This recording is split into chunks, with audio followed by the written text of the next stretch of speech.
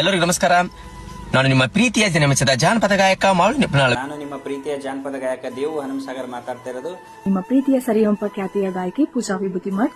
ನಾನು ನಿಮ್ಮ ಆಟವಾದಿ ಹನುಮಂತ್ ಮಾತಾಡ್ತೀನಿ.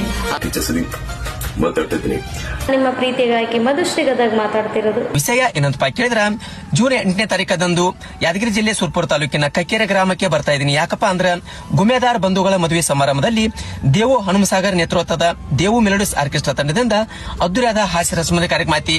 ಅಲ್ಲಿ ನಾನು ಕೂಡ ಬರ್ತಾ ಇದ್ದೀನಿ. ಇನ್ನು ಹೆಸರಾಂತ ಕಲಾವಿದರು ಬರಲಿದ್ದಾರೆ. ನೀವು ಬನ್ನಿ, ಈ ಕಾರ್ಯಕ್ರಮವನ್ನು ಅದ್ದೂರಿಯಾಗಿ ಯಶಸ್ವಿಗೊಳಿಸೋಣ ಅಂತ ಹೇಳ್ತಾ,